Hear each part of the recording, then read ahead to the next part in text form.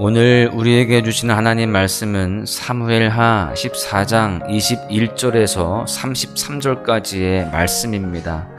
왕이 요압에게 이르되 내가 이 일을 허락하였으니 가서 청년 압살롬을 데려오라 하니라.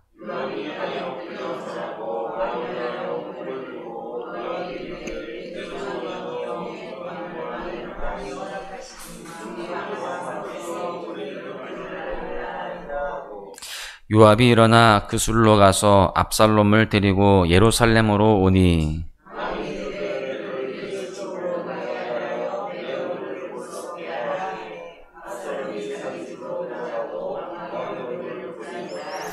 온 이스라엘 가운데에서 압살롬같이 아름다움으로 크게 칭찬받는 자가 없었으니 그는 발바닥부터 정수리까지 흠이 없음이라.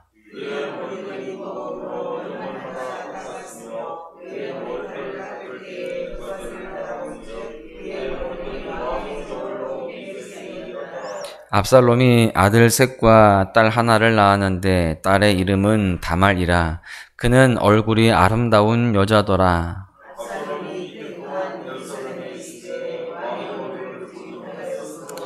압살롬이 요압을 왕께 보내려 하여 압살롬이 요압에게 사람을 보내 부르되 그에게 오지 아니하고 또다시 그에게 보내되 오지 아니하는지라.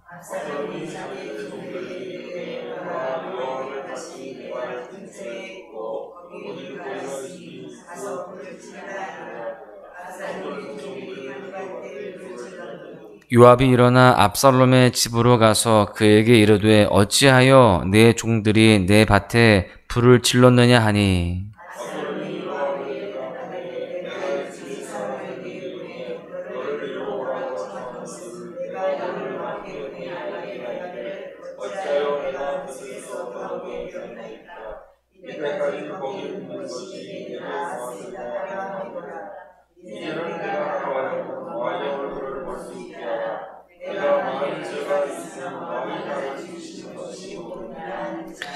요압이 왕께 나아가서 그에게 아뢰매 왕이 압살롬을 부르니 그가 왕께 나아가 그 앞에서 얼굴을 땅에 대어 그에게 절하매 왕이 압살롬과 입을 맞추니라. 아멘. 우리가 이 땅을 살아가면서 의도하든 의도하지 않든 많은 사람들을 만나게 되고 또 관계를 맺으며 살아가게 됩니다. 우리는 어떤 사람을 만나든 중요한 것은 진실하게 대해야 한다라는 것입니다. 관계에서 중요한 것은 진정성이기 때문이죠. 멸리장침이라고 하는 사자성어가 있습니다. 솜 안에 바늘을 감췄다라는 뜻입니다. 즉 겉으로는 솜같이 따뜻하고 부드러운 모습을 보이지만 그 안에 바늘을 가지고 있다라는 것인데요. 여러분, 이러한 태도로 누군가를 상대한다면 그 관계는 결코 진실할 수가 없습니다. 겉보기에는 부드러워 보이지만 속으로는 바늘을 가지고 있는 것이죠. 뾰족한 그런 마음들을 가지고 있다라는 겁니다. 오늘 우리가 읽은 본문에는 다윗과 압살롬이 무려 5년 만에 만나는 장면이 기록되어 있습니다. 누이 다말을 범한 암논을 철저한 계획하에 죽인 압살롬이 그술이라고 하는 곳으로 도망을 가서 3년을 지내게 돼요. 그리고 요압이 중간에서 다윗을 설득해서 압살롬을 다시금 예루살렘으로 돌아오게 합니다. 그런데 부자지간에 3년 동안 만나지 못했으면 당장 달려가서 맞이할 법도 한데 예루살렘으로 돌아온 이후에도요, 무려 2년 동안 다윗이 압살롬을 궁으로 청하지 않습니다. 그러다가 압살롬이 예루살렘으로 돌아온 지 2년이 지난 후에 기다리다가 요압이 다윗 왕에게 압살롬을 부를 것을 요청함으로 드디어 5년 만에 다윗과 압살롬이 재회를 하게 됩니다. 지금 이 이야기가 아버지와 아들이 정말 오랜만에 만나는 감동적인 이야기처럼 보일 수 있지만 오늘 본문의 분위기는 결코 따뜻하지 않습니다. 멀쩡히 살아있는 아버지와 아들이 5년 만에 만났지만 서로의 마음이 전혀 좋은 감정으로 느껴지지 않는다는 것입니다. 오늘은 본문을 다윗의 입장에서 뿐만이 아니라 또한 압살롬의 입장에서도 함께 살펴보면서 은혜를 나누고자 하는데요. 먼저 다윗의 입장에서 보았을 때 압살롬을 용서하고 받아들이는 것은 사실 쉽지 않은 그런 일이었습니다. 그래서 아직 마음의 준비가 안 되어 있는 상태였는데 요압이 드고와 여인을 데리고 와서 연기를 시키죠. 우리가 어제까지 살펴본 바와 같이 연기를 시킴으로 압살롬을 데려오도록 설득을 하는 겁니다. 그래서 본문 21절에 보니까 왕이 요압에게 이르되 내가 이 일을 허락하였으니 가서 청년 압살롬을 데려오라 하니라, 이렇게 기록되어 있어요. 요압의 설득에 지금 다윗이 허락을 한 겁니다. 그렇다면 지금 다윗이 허락을 했으니 그 말에 책임을 지는 것이 마땅합니다. 물론 다윗은 아직 때가 아니라는 생각을 했을 수도 있습니다. 아직 자기의 마음이 정리가 안 된 상태라는 것이죠. 여러분, 그렇다 할지라도 지금 압살롬을 데려오라라고 명령을 내린 것은 왕이었던 다윗이었습니다. 아직은 완전히 용서하는 것이 힘들고 아직은 아픔이 남아있지만 그럼에도 불구하고 아버지로서 또 왕으로서 품어야만 되는 상황입니다. 그런데 다윗의 반응은 무엇입니까? 24절에 보십시오. 왕이 이르되 그를 그의 집으로 물러가게 하여 내 얼굴을 볼 수 없게 하라 하매 압살롬이 자기 집으로 돌아가고 왕의 얼굴을 보지 못하니라. 압살롬이 예루살렘에 들어오기는 들어왔습니다. 그런데 예루살렘에 돌아왔다라는 소식을 다윗이 듣고 나서 압살롬을 어서 데려와라. 그 얼굴 좀 보자. 그리고 내가 그를 품에 안으리라. 이렇게 말하는 것이 아니라 압살롬을 집으로 보내라는 거예요. 돌아오긴 돌아왔지만 자기 집으로 그냥 곧장 보내라는 겁니다. 그리고 얼굴을 마주하지 않도록 하라는 겁니다. 꼴도 보기 싫다는 것이죠. 여러분, 비록 압살롬을 용서하고 품는 것이 자기에게 아픔이라 할지라도 다윗은 자신의 아들 압살롬을 품어야 했던 것입니다. 용서하는 것이 아픔일 수 있지만 하나님께서 그것을 원하신다면 그것을 감당해야 되는 것이죠. 우리가 삶을 살아가면서도 마찬가지입니다. 우리도 용서하는 아픔을 감내할 수 있어야 됩니다. 용서하는 것 자체가 사실 아픔이 될 수가 있거든요. 힘든 일이 될 수 있습니다. 그럼에도 불구하고 하나님이 원하시는 것이라고 한다면, 또 하나님께서 우리에게 명령하셨다라고 한다면 아프지만 용서해야 되는 것입니다. 이미 우리는 충분한 사랑 또 용서를 받은 자들입니다. 우리는 예수 그리스도로 말미암아 용서함 받고 구원받은 그런 엄청난 사랑을 받은 자들이죠. 그런데 우리도 많은 사람들과의 관계를 맺으면서 살아갈 때 겉과 속이 다를 때가 있다는 거예요. 면리장침, 겉은 그럴듯해 보이지만, 부드러워 보이지만 속은 여전히 뾰족하다라는 것이죠. 용서한다고 말은 하지만 마음속에서 완전히 받아들이지 못할 때가 있다는 것입니다. 아직은 때가 아니라고 생각해서, 혹은 나의 용서를 받기에는 그 사람이 아직 준비가 덜 되어 있다라고 생각해서 용서를 못할 때가 있다는 것입니다. 그러나 하나님께서 인정하시는 용서는 내가 당신을 용서합니다 라고 말로만 하는 그러한 용서가 아니라 마음속에서부터 받아들이는 용서라는 것을 기억하시기를 바랍니다. 우리의 심령이, 우리의 속이 그렇게 사랑으로 채워지고 용서와 긍휼로 채워져서 힘들지만 끝내 용서할 수 있는, 따뜻한 가슴으로 품을 수 있는 그런 삶이 되어야 할 줄로 믿습니다. 본문에서 이루어져 가고 있는 일들 가운데 이번에는요, 압살롬을 살펴보면서 함께 은혜를 나누고자 하는데, 압살롬은요 모든 것을 자신이 주도하고자 했던 인물임을 말씀을 통해서 볼 수가 있습니다. 그런데 성경은 우리가 모든 것을 다 내 마음대로 할 수 없다는 것을, 그렇게 아등바등 매달릴 필요가 없다는 것을 우리에게 오늘 말씀을 통해서 알려주고 있습니다. 이 압살롬을 우리가 보면서 모든 것을 내 마음대로 하면 안 되는 것이구나, 내가 주도하려고 하면 안 되는 것이구나 라는 것을 깨달을 수 있다라는 것입니다. 모든 것을 주도하고 싶어 했던 압살롬의 모습은 앞선 13장에서 나온 암논과의 일에서도 확인할 수가 있습니다. 자신의 누이 다말을 욕보인 암논을 자신이 주도적으로 처치합니다. 그리고 그술왕 달메, 즉 자신의 외할아버지에게 도망한 것도 자신의 의지였어요.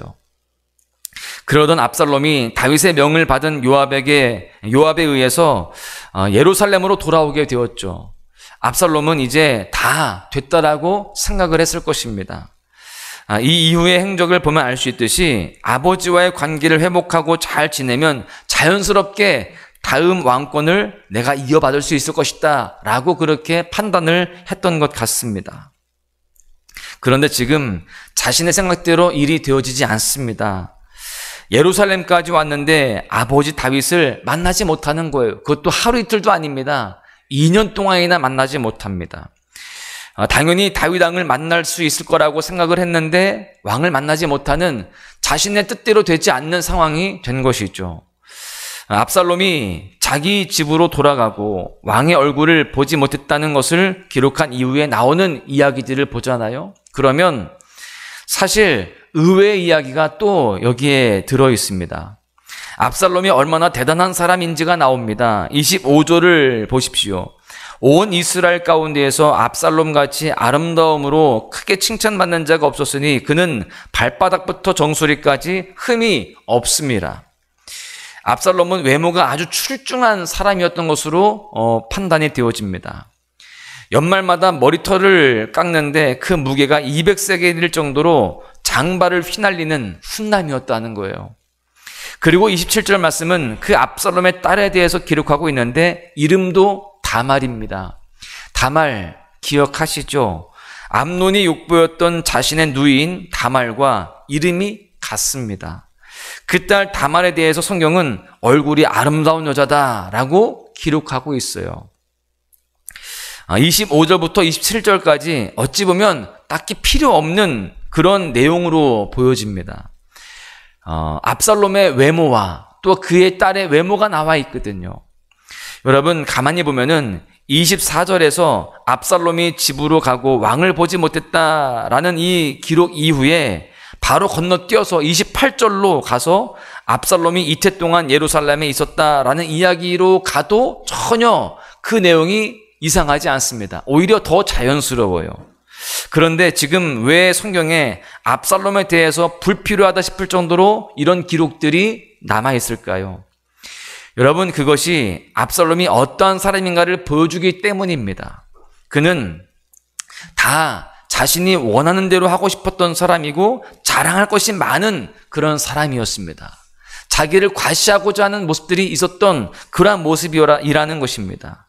그리고 그런 압살롬은 자신이 불러도 요압이 오지 않자 요압의 밭에 불을 지르면서까지 자신에게 오게 만듭니다. 여러분 요압을 불렀거든요. 요압을 불러서 다윗에게 가서 나를 좀 만나게 해달라라고 요청을 하려고 했던 것입니다. 그런데 요압이 오지 않았어요. 2번이나 오지 않았습니다. 그러니까 그 밭에 불을 질러버리는 거예요. 여러분 30절에 보십시오. 압살롬이 자기의 종들에게 이르되 보라 요압의 밭이 내 밭 근처에 있고 거기 보리가 있으니 가서 불을 지르라 하니라. 압살롬의 종들이 그 밭에 불을 질렀더니 지금 누가 주도했습니까? 압살롬이 주도합니다. 32절에서 내가 만일 죄가 있으면 왕이 나를 죽이는 것이 옳으니라 라고 하면서 주도권을 내려놓는 것처럼 보이지만 실상은 전혀 그렇지 않습니다. 자신이 원하는 대로 되지 않으면 죽는 게 낫다 이런 의미가 깔려 있는 것입니다. 여러분 그렇게 그는 모든 것을 자신이 원하는 대로 해야 속이 편한 그러한 사람이었습니다. 결국 이런 압살롬이 아버지 다윗을 만나지만 서로에게 딱히 감동이 없는 그냥 만남일 뿐이었습니다. 우리의 모습 속에 모든 것을 우리가 원하는 대로 하고자 하는 모습, 다 우리가 주도하고자 하는 그런 모습이 있다라고 한다면 우리는 하나님 앞에 다 내려놓아야 할 줄로 믿습니다. 하나님께서 허락하시는 그런 모든 상황 속에서 우리는 그저 주님께 주도권을 맡기고 우리가 그 뜻에 순종하는 삶을 살아가야 된다라는 것이죠. 여러분, 모든 것을 다 내가 할 수 없습니다. 내가 알고 있다고, 내가 할 수 있다라고 해서, 나에게 유익이 된다라고 해서 다 내가 해야 되는 것은 아니며, 내가 다 주도해야 하는 것도 아닙니다. 우리는 그저 하나님이 원하시는 것을 분별하며 하나님의 주도하시는 대로 순종할 따름이죠. 그렇습니다. 우리는 묵묵하게 하나님의 때를 기다리고 하나님의 방법을 기대할 수 있어야 할 줄로 믿습니다. 그렇게 하나님께 주도권을 내어드리며 하나님의 사람으로 살아가야 할 줄로 믿습니다. 말씀을 마무리하겠는데요. 오늘 본문은 마음속에 바늘을 숨긴 이 이야기를 우리가 여기서 확인할 수 있습니다. 그런데 이 바늘을 숨긴 이야기는 압살롬만의 이야기도 아니고요, 다윗만의 이야기도 아닙니다. 어찌 보면 양쪽 모두 다 겉과 속이 다른 모습을 보여주고 있습니다. 화해를 하는 것 같지만 완전히 화해하지 못하는 모습이 있고요, 용서하는 것 같지만 완전히 용서하지 못하는 모습을 보여주고 있어요. 그런데 사실 우리 안에도 다윗과 같은 모습이 있을 때가 있습니다. 용서한다라고 하지만, 사랑한다고 하지만 완전히 용서하지 못하고 입술로만 사랑하는 모습들이 있다라는 것이죠. 그런가 하면 압살롬과 같은 모습도 우리에게 있을 때가 있습니다. 알아서 하세요 라고 하지만 우리가 다 주도권을 가지고 있는 모습이 있다라는 것이죠. 내 뜻대로 해야 직성이 풀리는 그런 모습이 있다라는 것입니다. 이 시간 우리 모두가 하나님 앞에서 우리 자신을 점검해야 할 줄로 믿습니다. 그리고 우리의 속사람을 하나님께서 보시기에 아름다운 모습으로 가꾸어야 됩니다. 그럴 때 하나님께서 우리의 삶을 통해 하나님의 뜻을 이루어 가실 것입니다. 사랑하는 소망가족 여러분, 이 시간 함께 기도하며 말씀을 묵상하는 우리 모두가 속사람을 아름답게 가꾸어서 모든 삶에 진실된 마음으로 살아가며 인생의 주도권을 주님께 맡기는 삶을 살아가야 할 줄로 믿습니다. 오늘 하루 그렇게 속사람을 아름답게 가꾸어서 하나님께 인정받는 삶으로 승리하시기를 주님의 이름으로 간절히 축원합니다. 주 선한 능력으로 안으시네, 그 크신 팔로 날 붙드시네. 절망 속에도 흔들리지 않고 사랑하는 주 얼굴 구하리.